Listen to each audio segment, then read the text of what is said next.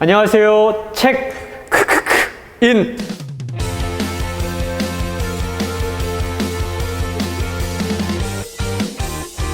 오늘도 체크인 하신 여러분 환영합니다. 여기는 파주 북소리 북 인플루언서 스테이지입니다. 저는 BC에전시 대표이자 북칼럼니스트 홍순철이고요. 오늘도 변함없이 아주 든든한 출판 평론가 장동석 선생님 옆에 자리하고 계십니다. 안녕하세요. 장동석입니다. 안녕하십니까? 반갑습니다.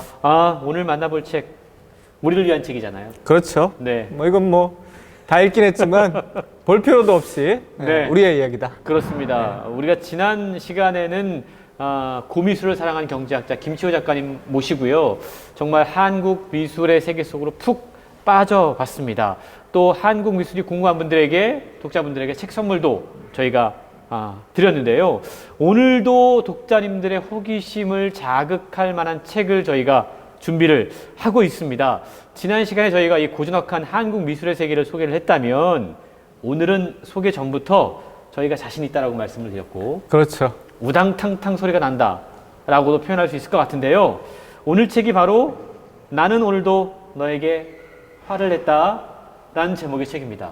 고맘때 시기가 있지 않습니까? 특히 이제 아들들에게 고맘때 시기는 정말 하루가 아니라 하루 24시간 그렇죠. 잘 때 빼고. 예. 예. 나는 어제도 오늘도 내일도 너에게. 그렇죠. 예. 사실 저희 둘 다 아들을 키우고 있습니다. 둘씩이나. 그렇습니다. 물론 이제 이런 한참 우당탕하는 소리를 낼 시기는 지났지만 나는 오늘도 너에게 화를 냈다. 최민준 작가님 함께 다양한 이야기를 나눠볼 수 있을 것 같은데요. 작가님의 전작이 제목이 재밌어요. 네, 아들 때문에 미쳐버릴 것 같은 엄마들에게 참 저희 아내 얘기였습니다. 육아 유튜브 1위 기록하고 계시고요. 또 1000만 조회수를 자랑하는 그야말로 말 그대로 인플루언서라고 우리가 이야기할 수 있는 분이 오늘 모실 최민준 작가님입니다.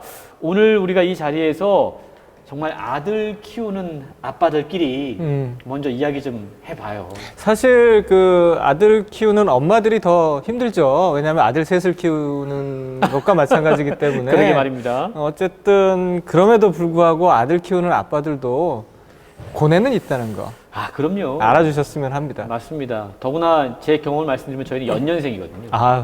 한꺼번에 정말 힘듭니다. 지금도. 이제 저희 아이들이 고2, 고1.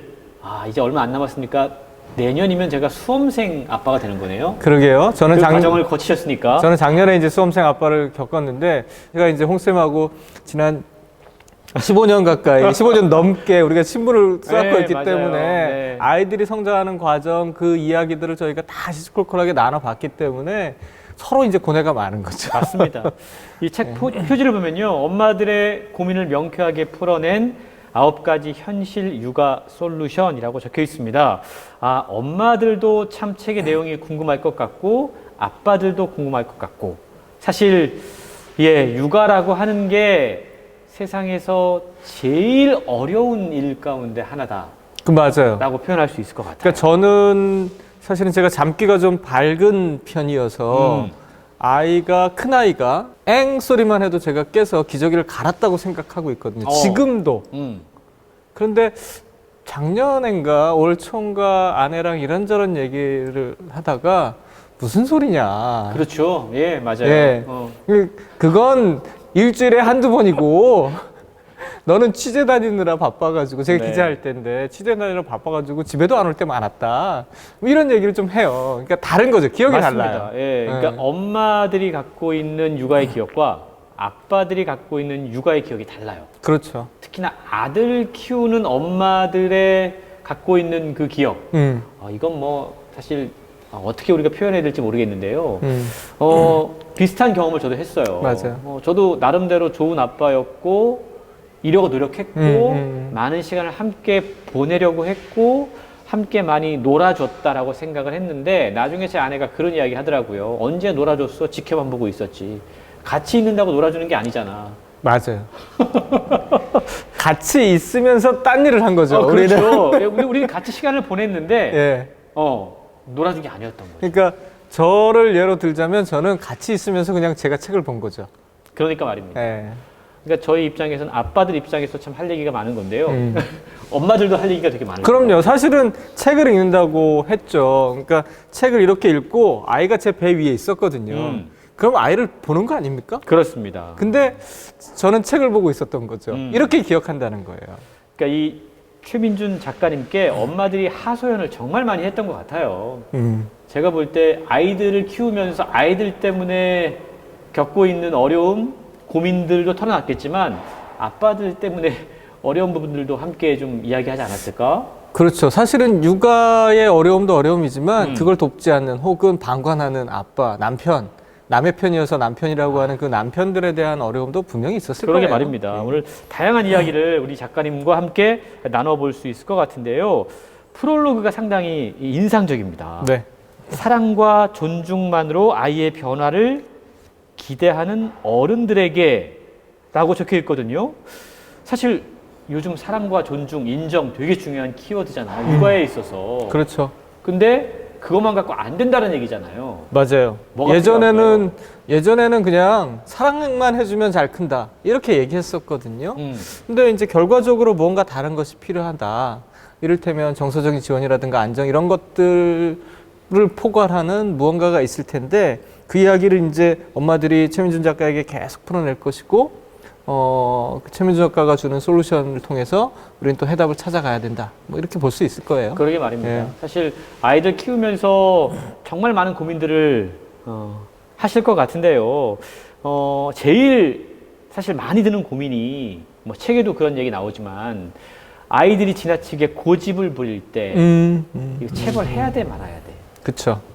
아주 현실적인 고민이거든요. 해봤죠. 다 해봤죠. 저도. 그러니까요. 예. 어떠셨어요? 근데 그때뿐이었던 것 같아요. 돌아서고 생각하니까 저희 큰아들이 벌써 20살인데 재작년인가 그 얘기 하더라고요. 동생한테 5살 어린 동생에게 너는 아빠한테 맞아보지는 않았잖아. 어쩜 우리 집하고 똑같아. 예, 제가 그 얘기를 딱 듣는 순간 너무 미안했어요. 네. 그래서 큰아들한테 사과했는데요. 그때는 그게 유일한 방법이었다고 늘 생각하고 저는 지냈던 거죠. 네. 그리고 저희 큰아이는 말을 좀 일찍 시작했어요. 그러니까 말귀를 알아들으니까 내가 무슨 얘기를 하면 당연히 행동의 변화도 있을 거다라고 생각을 했던 거죠. 그러니까요. 예. 그러니까. 우리가 초보 아빠였잖아요. 다. 맞아요. 다 쳐보죠. 그렇기 때문에 사실 형제를 저희 둘 다 키웠는데 큰 아이에게 유독 엄격할 수밖에 없었고. 그렇죠. 흔히들 어른들이 그런 이야기 합니다. 첫째가 잘 돼야 둘째는 따라온다. 저희 집도 첫째를 참 많이 잡았던 기억이. 보통 이런 표현 쓰죠. 있습니다. 쥐잡듯 잡았다. 예. 그래서 이제 저희 아이들도 이제는 머리가 커서 고등학생이기 때문에 그냥 속 깊은 이야기를 친구처럼 가끔 터놓을 때가 있는데 저희 큰 아이가 한번 그 이야기 하더라고요. 아빠 제가 불만이 있는데요. 왜 제가 유독 많이 혼나고 왜 제가 유독 많이 체벌을 당했는지 지금은 좀 설명을 해주세요. 그 설명해 주셨어요? 야, 그 질문을 받는데 나름 이제 또 핑계를 댔죠. 근데 핑계예요, 사실은. 맞아요. 아빠 입장에서도 제가 지금 했던 이야기 비슷하게 했습니다. 아빠가 초보였기 때문에 맞아요. 첫째였던 너에게 유독 기대도 많았고 그래서 참 미안하다 지금 와서는. 그렇죠. 근데 여전히 사실 그 자리에 둘째가 있었거든요. 둘째는 그게 너무 기쁜 거예요. 왜 둘째는 항상 그럴까? 천진난만할까? 그죠. 그러니까 저희 아들들은 혼낼 때 항상 이제 큰애가 먼저 타겟이잖아요. 그러니까요. 그러면 둘째는 그때 자리를 싹 비워가지고 지방을 치우던가 뭐 책을 보는 신용을 하든가 뭔가를 하고 있어요. 생존 능력이 그렇죠. 생존 능력이 탁월한 거죠. 네. 그러니까 이게 큰아들에 대한 기대와 작은아들에 대한 기대가 다를 뿐만 아니라 생존 능력이 달라요. 그러니까요. 근데 우리는 그걸 잘 모르는 맞습니다. 거죠. 네. 책에도 보면 이제 형제 아이들을 키울 때 어떻게 해야 될지에 대한 조언들도 많이 소개가 되고 있는데 저희는 이제 아이들이 어느 정도 자랐기 때문에 이런 얘기를 참 편하게 너무 쉽게 하잖아요. 쉽게 이야기를 하고 있지만 예. 사실 지금 이 상황에 닥친 부모님들, 엄마들은 정말 미칠 지경일 것 같아요. 그렇죠. 사실은 사회가 요구하는 또 뭐 이렇게 준거 틀이라는 게 또 있지 않습니까? 그렇습니다. 그러니까 그걸 따라가기 위해서 수많은 노력들을 하고 또 아이는 아이대로 키워야 되고 이런 과정 속에서 사실은 육아를 해야 되는 당사자인 엄마와 아빠는 사실 아무 의지처가 없는 것과 맞습니다. 진배 없거든요. 그런 점에서 본다면 이런 다양한 솔루션들, 이걸 또 꼭 솔루션이라고 할 수도 없는 게 사실은 정서적인 지원과 안정들을 해줄 수 있는 방법들을 우리가 계속해서 찾아야 하고, 그래야만 우리 아이들이 이제 정말 한 사람의 인격으로 대우받는, 그래야 사회에 나가서도 그렇게 대우받을 수 있기 때문에 그런 부분들은 굉장히 중요한 것 같아요. 그렇죠. 사실 아이들도 스트레스를 받지만 엄마들, 아빠들의 스트레스도 만만치 않고요. 또 엄마들이 받는 스트레스가 또 고스란히 아이들에게 전달이 그렇죠. 되거든요. 예. 그런 부분에서 보면 이 엄마들이 육아 때문에 받고 있는, 특히 아들 키우면서 받고 있는 스트레스를 먼저 명확하게 이해를 하고 그것들을 우리가 어떻게 함께 좀 해결해 줄 수 있는지, 이런 부분들을 오늘 우리가 작가님 만나서 맞습니다. 이야기해 볼 수 있을 것 같은데요. 아이들이 어릴 때 그런 이야기 하죠. 아이들이 처음엔 천재 같다가 누구나 다 천재잖아요. 우리 천재인가 봐. 말을 이렇게 빨리 해. 맞아요. 뭐 이렇게 산수를 빨리 해. 막 그러다가 어느 순간 지나면 우리 애가 ADHD인가? 그러니까 제가 왜 가만히 못 있지? 제가 경험해 봤잖아요. 네. 저희 큰아들 4학년 때 주의 집중력이 너무 떨어진다고 주변에서 엄청난, 그러니까 민원이 제기가 된 거예요. 그러니까요. 예, 예. 그래가지고 검사를 받아야 되나 말아야 되나 한참 고민했어요. 근데 받았어요. 근데 그 의사 선생님 되게 지혜로웠어요. 대개 아이들은 경계에 있다. 요맘때 아이들의 경계에 있다. 물론 다 그렇지는 않겠지만 네. 저희를 안정시키기 위해서 한 얘기겠지만 경계에 있다. 약을 먹일 것인가 말 것인가는 선택인데 나는 안 먹였으면 좋겠다. 네. 이렇게 얘기하셨어요. 네, 네. 그러니까 그 지지를 받는 그렇죠. 것 굉장히 중요한 것 같아요. 네, 그런 부분에서는. 누군가의 지지를 얻고 사실은 요즘 우리 시대에 저는 개인적으로 병폐다라고 생각이 되는데, 예전 같으면 아무렇지도 않을 마음의 어떤 정서적인 상태, 이런 것들을 지나치게 우리가 질병 혹은 증후군으로 진단해버리고, 그렇죠. 너무 쉽게 아까 말씀하신 약 혹은 질병적 관점으로 접근하고 있다는 건 우리가 조금 생각해 봐야 되는 부분이 아닌가라는 생각이 들어요. 그것도 너무 잘게 쪼개서 그러니까요. 이건 무슨 증후군, 이건 무슨 증후군 이렇게 이제 쪼개 놓으니까 부모 입장에서는 사실은 저도 경험해 봤지만 그렇게 탁 왔을 때 너희 아이가 ADHD 같아 이렇게 딱 오면 이게 밤잠을 그럼요. 못 자요. 맞습니다. 예, 그런 부분 되게 커요. 그러니까 우리 사회가, 특히 대한민국 사회가 특히 육아하시는 분들에게 약간 불안 조장 같은 것들을 많이 하잖아요. 그렇죠. 잘하고 있는데 내가 잘하고 있는 걸까 계속 자기 묻게 되고요. 잘하면서도 옆집 이렇게 하고 있대. 그러니까 비교하니까 네, 네. 그게 이제 중요한 잣대가 되니까 그렇죠. 너무 힘든 거죠. 옆집에는 벌써 뭐 영어 어디까지 했대, 뭐 수학 어디까지 했대.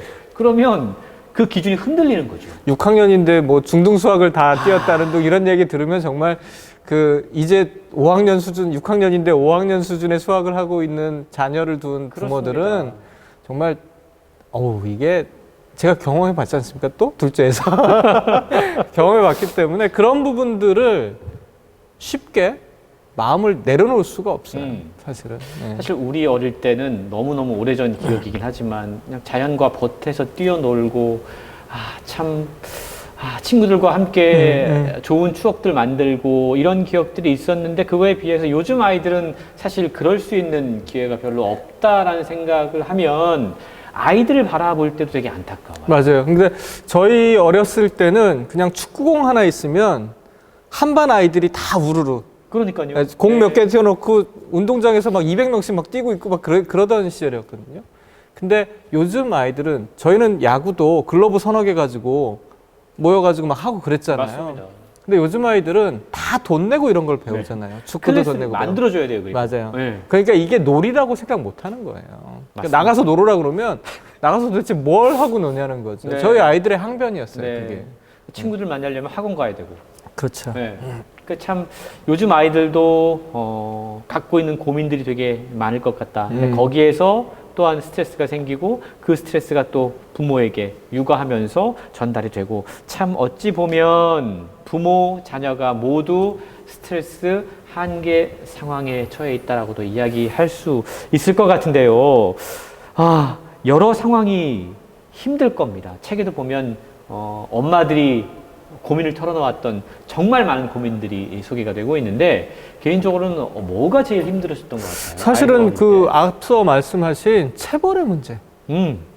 과연 내가 이 아이를 아까는 제가 그렇게 말씀드렸죠. 이 방법밖에는 없을 것 같다고 해서 체벌을 했는데 체벌을 하고 나서 제 마음이 너무 그러니까요. 쓰리고 아프고 네.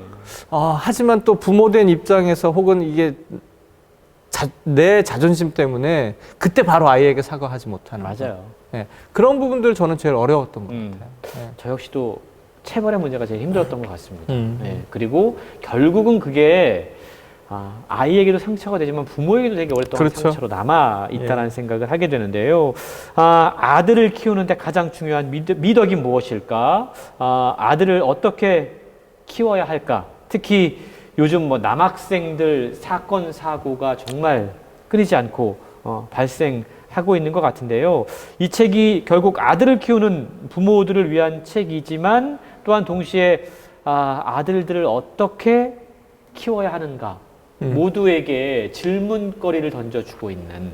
결국 아들 이야기를 하고 있지만 우리 사회가 우리 자라나는 친구들을 어떻게 보호하고 케어할 건가, 이런 부분들을 사실은 잘 정리해주고 있다, 이렇게도 볼 수 있을 것 그렇습니다. 같아요. 예. 사실 결국 육아의 문제, 교육의 문제는 개개인에게만 떠맡겨서는 안 되는 문제인 것 그렇죠. 같고요. 우리 사회가 함께 오랫동안 합의를 통해서 바꾸어 나가야 되는 부분인 것 같고 무엇보다 사실 이 입시 경쟁 여기에 모두가 다 사실 함몰되어 있는 이 상황 가운데 부모가 갖고 있는 육아 스트레스, 아이들이 받고 있는 그 학업 스트레스, 사실 서로 따로 떼어놓고 생각할 수 없는 부분이죠. 그렇죠. 예, 그런 부분들에서는 한국 사회 누구도 자유로울 수 없다. 아이들을 잘 키워야 한다는 당위가 단순히 좋은 대학 가고 좋은 직장을 가고 개개인의 문제가 아니라 말씀하신 것처럼 옛날에 한 아이를 마을이 함께 키운다라는 얘기가 있었잖아요. 그렇죠, 맞습니다. 예, 그렇듯이 우리 사회가 자라난 청소년들을 함께 성장시키고 한 인격체로 이렇게 받아들이는 것. 그런 과정 속에서 육아와 교육이 함께 가야 된다. 이런 이제 질문과 대답을 하고 있지 않을까, 그런 생각도 해봐요. 예, 저희가 아들 키우면서 겪었던 어려움들을 함께 먼저 나눠봤습니다. 네. 잠시 후에 저희가 나는 오늘도 너에게 화를 냈다, 이 책을 쓰신 최민준 작가님 모셔서 함께 책에 대해서 자세한 이야기를 나눠보도록 하겠습니다.